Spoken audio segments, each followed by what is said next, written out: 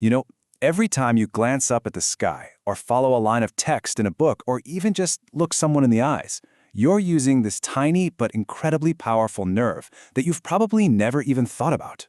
So today, we're going to pull back the curtain on the oculomotor nerve, your eye's own master controller.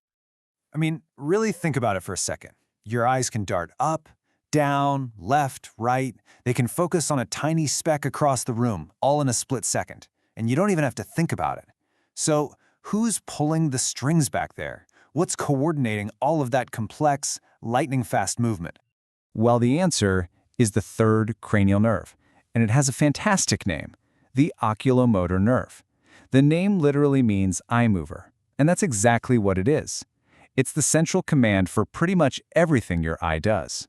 It's just a stunning piece of biological engineering. Okay, so what is this nerve, really? Let's dive right into its job description, because that's where you really start to see why it's so absolutely crucial. So the oculomotor nerve, or cranial nerve 3 if you want to get technical, is an incredible multitasker. It juggles 4 massive jobs all at once. It moves your eyeball around, it physically lifts your upper eyelid to keep it open, it shrinks your pupil when the light gets too bright, and it adjusts your lens so you can focus on things up close. It's doing all of that right now. Now, like any good command system, the signal has to get from headquarters to the front lines, right? So let's actually trace the physical path this nerve takes. It's an incredible journey from deep inside your brain all the way to the muscles of your eye. Okay, so it all kicks off deep inside the midbrain. From there, the nerve pops out of the brainstem and travels through this really busy intersection of vessels and other nerves right behind your eye. It's called the cavernous sinus. Then it slips into the eye socket itself, the orbit. And here's the really important part. It splits into 2 main branches to start handing out its orders. So we know it's a multitasker, but we can really break its work down into 3 main categories. Let's take a look at what this nerve is actually doing every single second you're awake. Its biggest and, most famous job is moving the eyeball. Your eye has 6 muscles that let it move in all different directions, and the oculomotor nerve is in charge of 4 of them. This is what lets you look up, down, and in toward your nose. It's the primary mover. Next up, it controls a muscle with a very fancy name, the levator palpebrae superioris. Yeah, that's a mouthful, but its job is super simple. It lifts your upper eyelid. Without the oculomotor nerve constantly telling that muscle to stay active, your eyelid would just droop shut. And finally, we get to its more subtle, totally automatic jobs.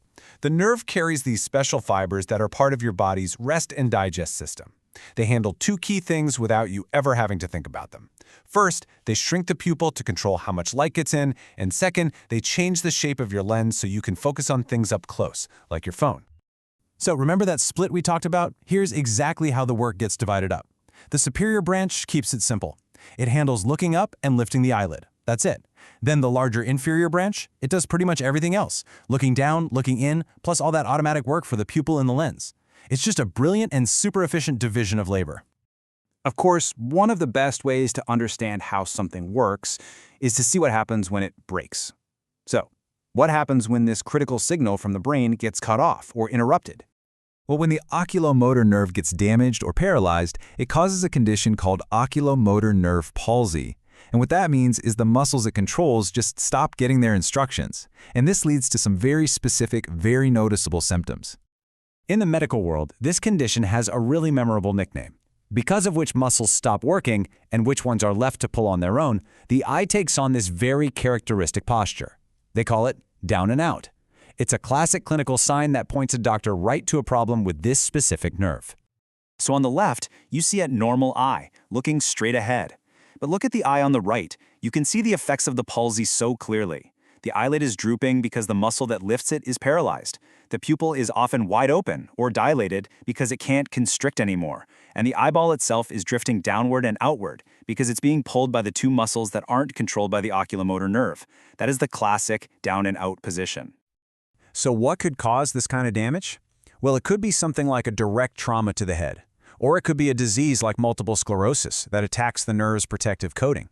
And really importantly, it can be caused by pressure building up inside the skull, maybe from a tumor or a dangerous aneurysm.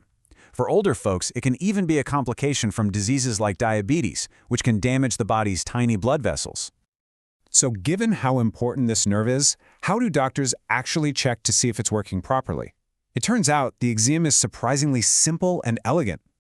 Doctors use what's called the H test. It's pretty straightforward. The patient has to keep their head perfectly still and just follow a target, like a pen light, with only their eyes.